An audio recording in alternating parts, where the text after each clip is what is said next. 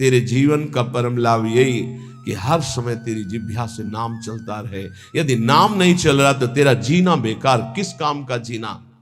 यह प्रार्थना है कि आपको कल के लिए नहीं चिंता करनी, कल जो हो गया उसकी चिंता नहीं करनी, ना तो भूत की चिंता करनी ना भविष्य की चिंता। हमारी बात को पकड़ लेना, वर्तमान के समय को मत खो।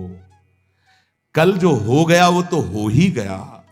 कल जो अच्छा या बुरा हुआ उसका वर्तमान में चिंतन करके वर्तमान के समय को क्यों नष्ट कर रहे हो। और कल जो होगा उसके लिए हम आज अपना समय नष्ट क्यों कर रहे हैं। हम कल जो होगा उसको संभाल सकते हैं, कल जो हो गया उसको भी संभाल सकते हैं। कैसे? वर्तमान के समय को संभालने से। अभी वर्तमान में हम बोले राधा, ये सेकंड पावन हुआ, फिर राधा।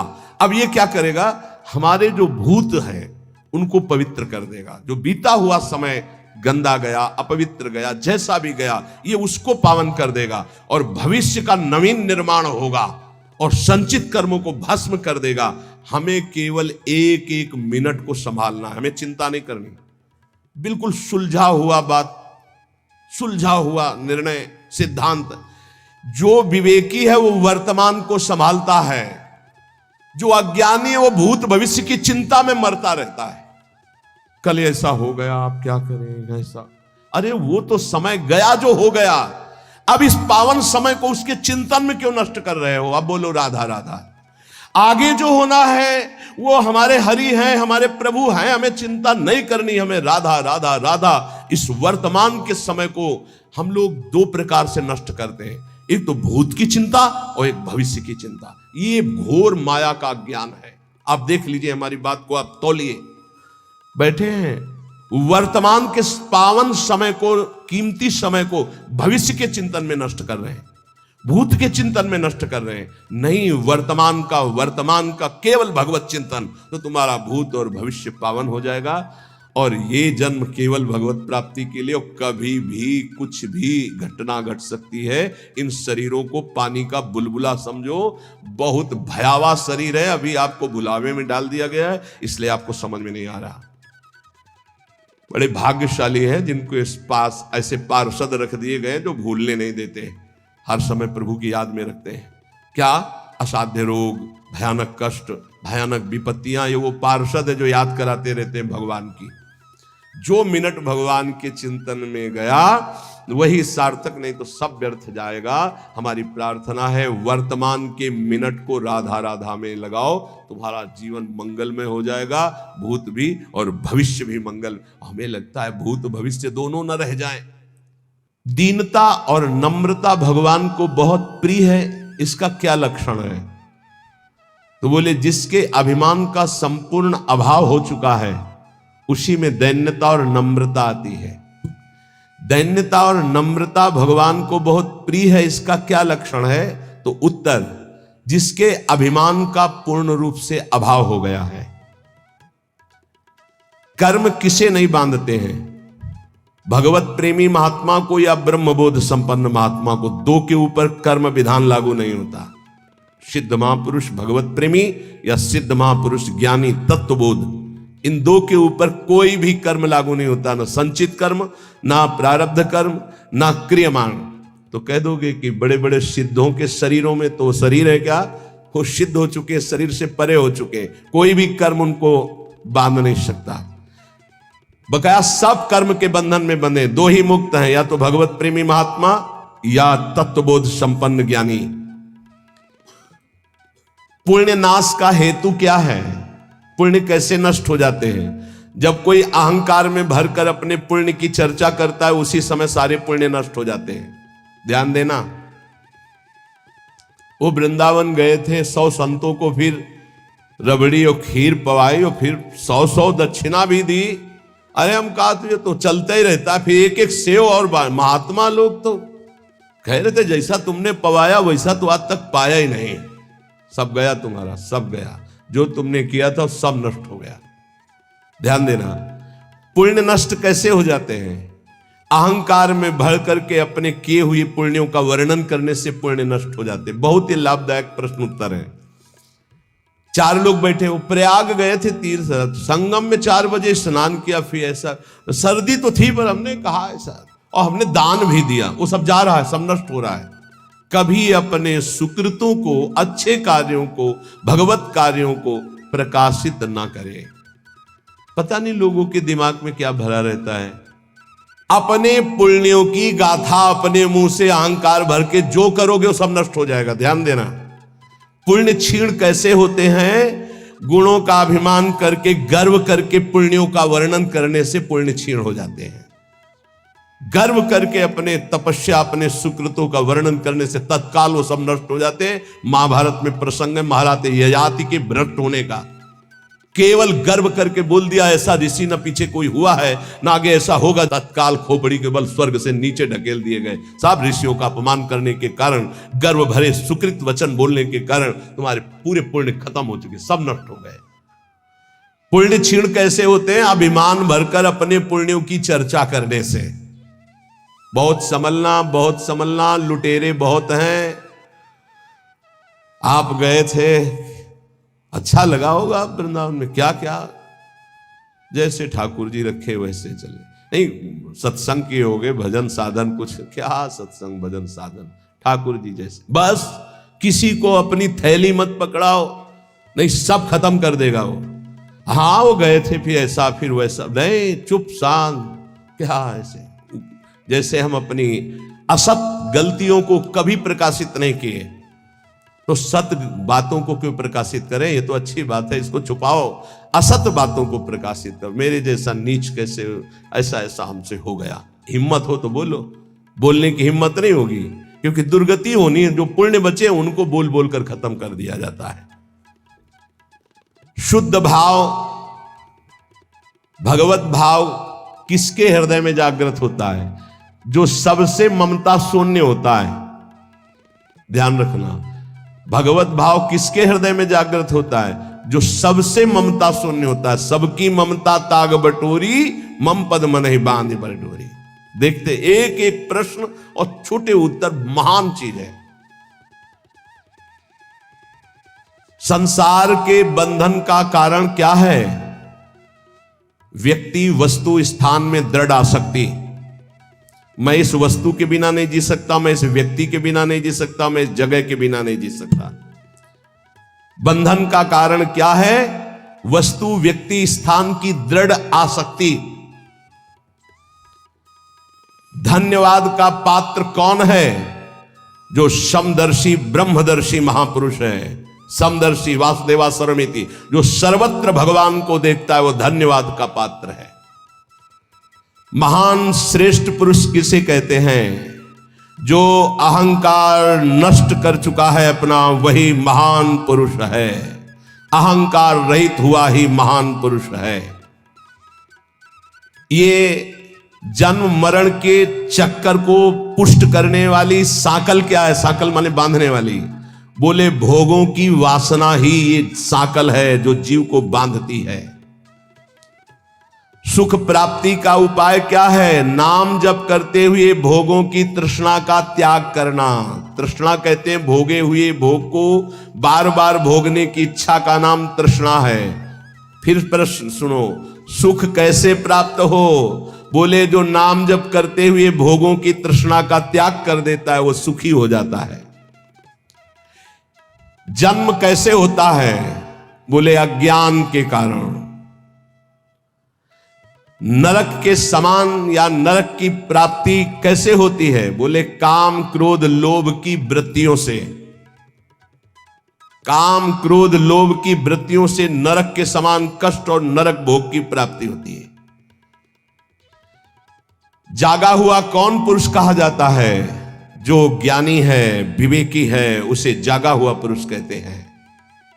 सबसे बड़ा दुश्मन कौन? अपनी ना जीती हुई इंद्रियां और मन। सबसे बड़ा दुश्मन कौन? अपनी ना जीती हुई इंद्रियां और अपना मन। भोगों में लगा हुआ मन और इंद्रियां सबसे बड़े दुश्मन। सबसे बड़ा मित्र कौन? जिसने मन पर विजय प्राप्त कर ली, वो मन सबसे बड़ा मित्र। जिसने मन को अधीन कर लिया, अधीन हुआ मन सबसे बड़ा मित्र। दरिद्र पुरुष किसे कहते हैं? जिसके अंदर धन की तृष्णा, भोगों की तृष्णा बढ़ चुकी है, उसे दरिद्र कहते हैं। दरिद्र का मतलब गरीब नहीं होता, जिसकी जितनी मांग बढ़ गई उतना दरिद्र हो गया वो। प्रेम और ज्ञान किसको प्राप्त होता है? जिसका जितना दृढ़ वैराग्य होता है उतना ही शुद्ध ज्ञान और प्रेम प्राप्त होता है। मृत्यु के समान कष्टदायक कौन है? बोले प्रमाद। भजन में प्रमाद, दिनचर्या में प्रमाद, साधन में प्रमाद, कर्म करने में प्रमाद। ये प्रमाद ही मृत्यु के समान भयावह है। कैसे? प्रमाद किसे कहते हैं? ना करने योग्य के कार्य करने में रुचि और करने योग्य कार्य में अरुचि। ये जितनी जेल भरी है प्रमाद से ही भरी है। प्रेम किससे करना चाहिए? जो अपनी आत्मा है, जो अपने प्राणों से भी अधिक प्रिय है। कौन? अपने प्रभु। प्रभु से प्यार करना चाहिए। संपत्तिवान किसे कहते हैं? नाम जापक को। धनी कौन? सबसे बड़ा संसार में धनी कौन? बोले जिसके पास जितना नाम रूपी धन है वही संपत्तिवान। ऐसा कौन सा बंधन है जिसे खोलना बहुत कठिन है? बोले आसक्ति। ये आसक्ति है पर ये जा नहीं सकती। ये आसक्ति, स्त्री की आसक्ति, पुरुष की आसक्ति, भोगों की आसक्ति, रुपए की आसक्ति, पद की आसक्ति। शीघ्र से शीघ्र क्या किया जाए? भजन। शीघ्र से शीघ्र भजन कर लो, पता नहीं कब श्वास रुक जाए। जो मदिरा जैसे मतवाला कर देती है, निर्णय लायक नहीं रखती, ऐसा ही क्या है जो मदिरा की तरह मादक करके भ्रष्ट कर देता है? बोले धन का नशा, धन का नशा। अंधों में अंधा पुरुष कौन है? मतलब अंधों से भी अंधा पुरुष कौन है? बोले जो काम से व्याकुल हो चुका है। वो नहीं देखेगा कि बेटी है कि बहन है कि पूज्य है कि क्या है। कोआ मदांधो मदना तुरोवा, जिसके अंदर काम सवार हो गया वो नीच पुरुष कुछ भी कर सकता है। कामातुरोवा। अंधा कौन है? अंधों में अंधा? बोले जो कामातुरोवा। चित्त की एकाग्रता हो गई, इसका परिचय क्या है? उठते बैठते चलते फिरते हर समय प्रभु के ध्यान में वृत्ति बनी रहे, यह चित्त की एकाग्रता है। इस संसार में सबसे बड़ा लाभान्वित कौन हुआ? जिसे भगवत प्राप्ति हो गई। अत्यंत दुखद क्या है? सबसे बड़ा दुख क्या है? भोगों की आशा। भोगों की आशा जिसमें सब फंसे हुए हैं। दुखालयम शाश्वतम, कोई बिरला होगा। आशा ही परमम दुखम, नैराश्यम परमम सुखम। किस पर भरोसा करना चाहिए? एकमात्र भगवान पर, बस। किस पर भरोसा करना चाहिए? एकमात्र भगवान पर, और किसी पर नहीं। जिनको हम अपनी रक्षा में समझ रहे हैं वही भक्षक हो जाते हैं। एकमात्र रक्षक श्री भगवान है। अब यहां एक बात देखना है, कभी कभी अज्ञानी जीव ऐसा कहते हैं कि देखो इसको ऐसा क्यों हो रहा है, तो भगवान क्यों नहीं बचा लिए? कर्म का भोग है। जीव अपने कर्म का भोग भोगता है। वो स्वभाव को समझिए। कुसुमादपि कोमलानि, वज्रादपि कठोराणि। वो कुसुम से भी कोमल हृदय का, वज्र से भी कठोर हृदय का है। जो कर्म जैसे करता है उस जीव को वैसे ही भोगना पड़ता है, वैसे ही भोगना पड़ता है। फिर लोग प्रश्न करते हैं कि कहते हैं भगवान तो चराचर जीव के स्वामी हैं, उन्होंने इस जीव को क्यों नहीं बचा लिया? तो दो सिद्धांत समझ लोगे तो आपको भ्रम खत्म हो जाएगा। वो अपने आप से अपने आप को रचता है, शब्द याद रखना। वो अपने आप से अपने आप का पालन करता है, वो अपने आप से अपने आप का विनाश करता है, दूसरा कोई है नहीं। पहला सिद्धांत। और दूसरा, अगर तुम दूसरा मानते हो तो अवश्य में वो भोक्तव्यम कृतम कर्म शुभाशुभम, आपको अपने शुभ अशुभ कर्म भोगने पड़ेंगे। एकांत में किसी जीव को भून करके आपने खाया, अब आपको चौड़े पे भूनेगा कर्म आपका, चौड़े पे जला के तुम्हें राख कर देगा, पक्का। गाड़ी जा रही, एक्सीडेंट हुआ, पिस गए, जल गए। अवश्य में भोक्तव्यम कृतम कर्म शुभाशुभम। भरोसा एकमात्र श्री भगवान पर, और कर्म सच्चे तो कोई दुख नहीं दे सकता। अगर कर्म तुमने पाप कर्म किए तो वो निरपेक्ष होकर परमात्मा तुम्हारे अंदर बैठे ही देख रहा है, वो बिल्कुल सहयोग नहीं करेगा। ध्यान रखना, जब पाप कर्म कर रहे थे तब ध्यान दिया तुमने कि परमात्मा तुम्हें देख रहा है? नहीं दिया। तो अब जब उसका दंड आएगा तो तुम फिर भोगोगे, फिर वो नहीं देखने वाला। वज्रादपि कठोराणि, वज्र से भी वो कठोर है। तिनकर काल रूप में भ्राता, अर्जुन से विराट रूप को दिखाकर कह रहे, देख मैं काल का महाकाल, और सबको चबा रहे हैं वही श्री कृष्ण, जो सबको रचते हैं, सबका पालन करते हैं, वही सबका संहार करते हैं, कोई दूसरा नहीं। जो विवेकवान है वो कभी संशय नहीं करता, कहां गया भगवान, कैसे रक्षा, अरे वही है, वही उन्हीं में है, वही आग बना हुआ जल रहा है, वही आग है। बस किसका जीवन सबसे पवित्र और श्रेष्ठ माना जाएगा? जो निरंतर भगवान की आज्ञा में रहकर भजन करते हुए कर्तव्य कर्म करता है। समाधि किसे कहते हैं? जो चलते फिरते उठते बैठते हर समय परमात्म चिंतन में डूबा हुआ है, एकात्म भाव से। संपूर्ण त्रिभुवन को किसने जीत लिया? जिसने मन को निर्विषय कर लिया। मन को जीत लिया, त्रिभुवन को जीत लिया। संसार में सबसे श्रेष्ठ और महान कर्म कौन सा है? नाम जप, नाम कीर्तन, भगवत गुण श्रवण, भगवत गुण गायन। इस संसार में सबसे बड़ा वीर महान योद्धा कौन है? जिसने कभी काम के आगे घुटने नहीं टेके। जो काम विजयी है वो सबसे बड़ा योद्धा है। महान सुख प्राप्ति का उपाय क्या है? किसी से भी आसक्ति न करना। भारी विष से भी विष कौन है? विषय भोगों की आसक्ति। सबसे ज्यादा बंधनी कौन है संसार में? जो भगवान को प्राप्त कर चुका है वो सबका बंधनी है। उत्तम कीर्ति किनकी होती है? जो निरंतर भगवान में स्थित रहते हैं। बिस्तरे सब जग विमल कीरति। सबसे नीच कर्म कौन सा है? काम भोग। जो धर्म विरुद्ध काम भोग सबसे नीच कर्म है। सदगुरु किसको मानना चाहिए? जो सर्वत्र भगवत दर्शन करता है। तत्वदर्शी महात्मा ही सदगुरु होता है, दूसरा नहीं। सदगुरु किसको माने? जो तत्वदर्शी है, भगवतदर्शी, सर्वत्र भगवान को देखता है। सर्वान वस्तुतया निरीक्ष परम स्वाराध्य बुद्धिर्मम, वही सदगुरु हो सकता है। सबसे भयावह दुख क्या है? मां के गर्भ में आना, जन्म लेना, फिर मरना। ये सबसे बड़े जन्मत मरत दुसा दुख हुई। आनंदमय किसका जीवन है? जो निष्काम भाव से भजन में डूबा हुआ है, उसका जीवन आनंदमय है। सबसे उत्तम आभूषण क्या है? दैन्य स्वभाव। सबसे बड़ा आभूषण दैन्य स्वभाव। चिंतनीय वस्तु क्या है? ज्ञानी के लिए ब्रह्म तत्व आत्मा, भक्त के लिए प्रिय भगवान, यही चिंतनीय वस्तु है।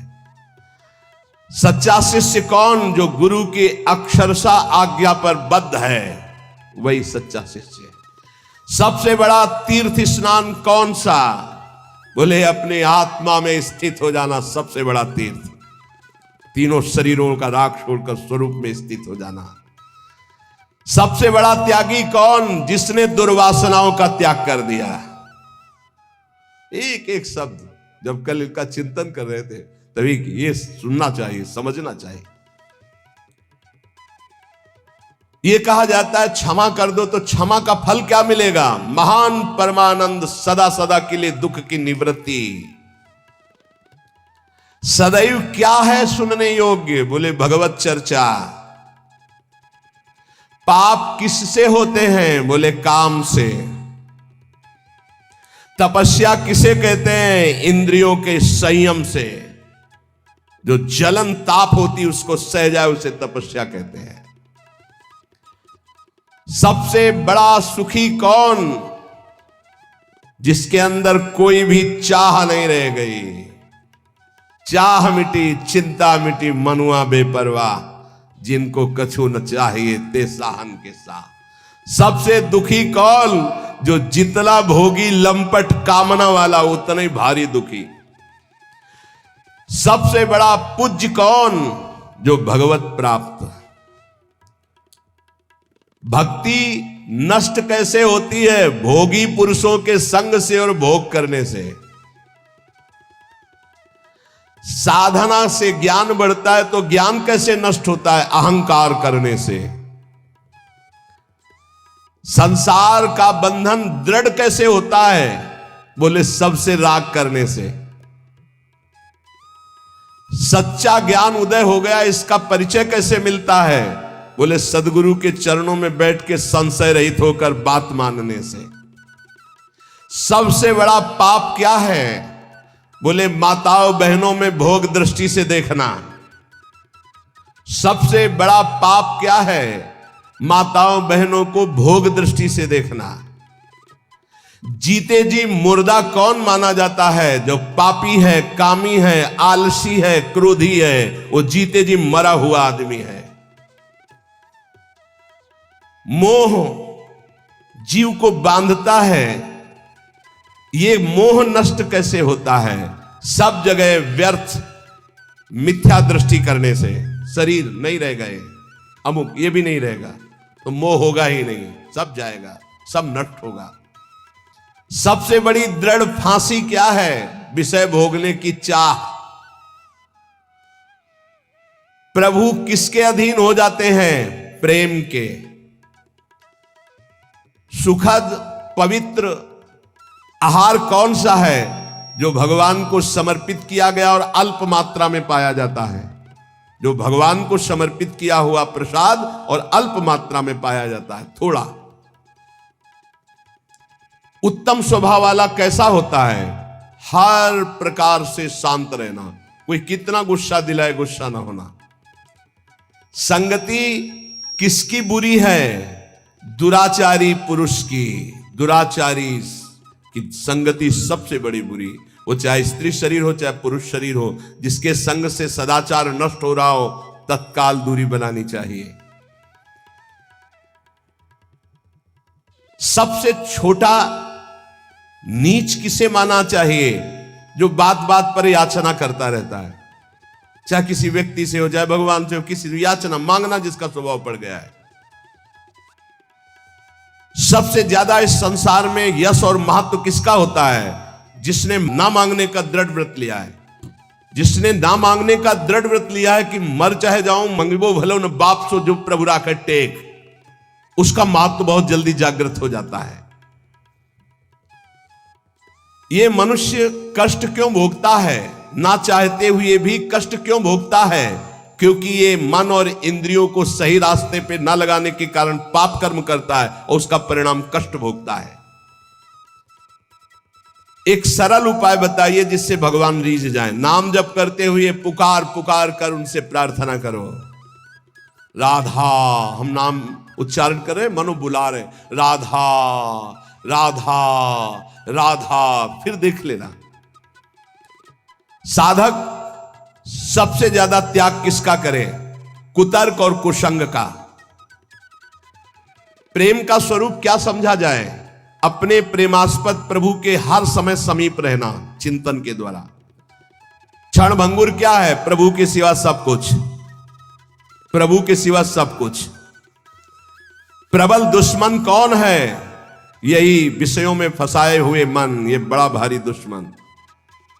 मन को कैसे वश में करें? नाम जप का अभ्यास और संसार से वैराग्य करने से मन वश में हो जाता है। ये सत्य को प्राप्त हो चुका है। इसकी पहचान क्या है? वो द्वंद्वातीत और एक रस होगा। मान अपमान निंदा स्तुति में समान भाव होगा, वो एक रस होगा, तो वो भगवत प्राप्त हो चुका है। प्रशंसा हुई तो फूल गया, निंदा हुई तो रो पड़ा, सुख आया तो फूल गया, दुख आया तो रो पड़ा। ये स्थिति प्रज्ञ के लक्षण नहीं होते। जो उत्तम गति प्राप्त करना है उसका सरल उपाय बता दीजिए। सत्संग, जिसको रोज सत्संग मिलता है निश्चित उसकी उत्तम गति होगी। हमारी वाणी पवित्र हो गई कैसे जाने? जब झूठ निकलना बंद हो जाए, सत्य भाषण। हमें भय करना चाहिए तो किससे? गंदी बात सिखाने वाले लोगों से और नशों से। नशा, कोई नशा नहीं, और गंदी बात सिखाने वाले लोगों से भय करना चाहिए, नहीं मिलना चाहिए। कैसे जान ले कि हमें परम पद मिल ही जाएगा? नाम चल रहा है तो पक्का जान लो परम पद मिल जाएगा। बहुत सुंदर सुंदर छोटे से प्रश्न, छोटा सा उत्तर। परम पद में जाते हुए भी हमें कौन नष्ट कर सकता है? बोले पाखंड, आडंबर, दंभ, नाटक, ये तुम्हें नष्ट कर सकता है।